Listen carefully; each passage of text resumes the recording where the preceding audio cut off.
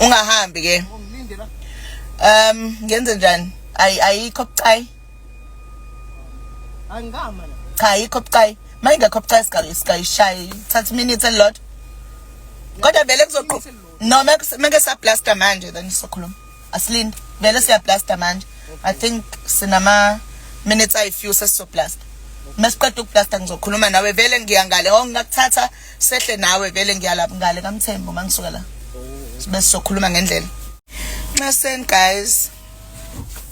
Semsebenzini lana so inguyazana ke into zala emsebenzini khululekani. Sine blasting namhlanje so simile la emgaqweni. Manje sekuqala inguyazana.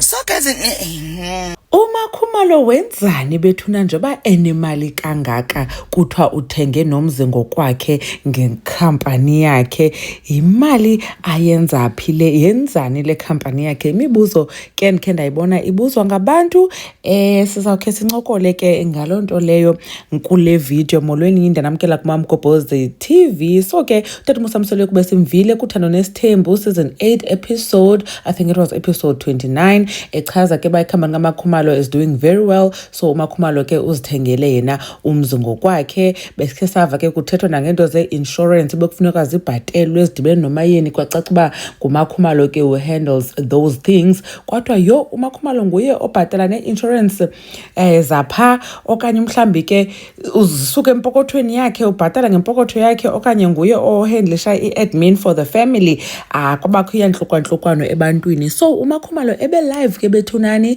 izolo echaza uba usemsebenzini usebenza ke kwi-mine kukhona imine esemzumbe bethunani I think ngeye-lithium xa bendenze i-researchana yam engacacanga i-lithium mine ipha emzumbe nawo ku-season 4 kathando nesithembu uMakhumalo wakhe wasikrobisa ke uba uphangela emine full time saphinda sabona kumaphepha uba uMakhumalo uxabene ke nabelungu ebesebenza nabo phana xa babamsebenzisile ngenxeba emnyama eyi-female to get i-license ethile uyabo kanye foba kuthiwe renew i-license yabo yokwenza lanto bayenzayo ke pha emine so ke wavula icase uMakhumalo wabe kanti uyaphuma kanjalo ke kwabo belungu esithi bamyuzile so inoba ke ngoku uMakhumalo uye wavula eyakhe ikhampani and then inoba usebenza khona ke ngoku mhlambe as an independent contractor I'm not sure but uthi ke uyasebenza watsho esibonisa ke nosibonisa ebhizi esithi they are busy blasting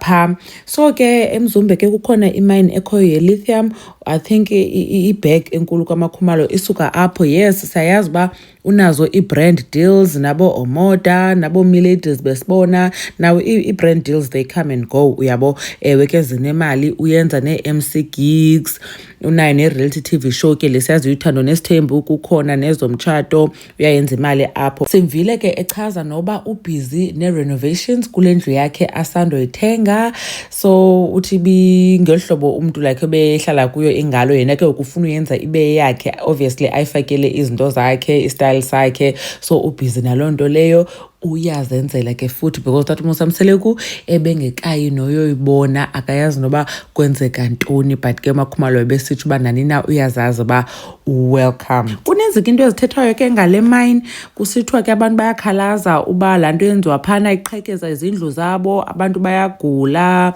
so bingathi khona ke nento ezidibene namagqwetha nekhampani I think ngu-Lithium SA ophambili pha so kukhona nento ezidibene namagqwetha ke kuyo because abantu basemzumbe bayakhalaza ngoba hey as much as inikeza umsebenzi ebantwini but ke ngoku ne-damage ikhona kwi-environment eba affectayo impilo zabo kunye nezindlu zabo anyways Mamgobhozi ke yabulela kakhulu ngokuthi nibukele le video khanikhe nitsho ke nani nicinga ntoni ngayo Mamgobhozi uyanibona kwivideo elandelayo bye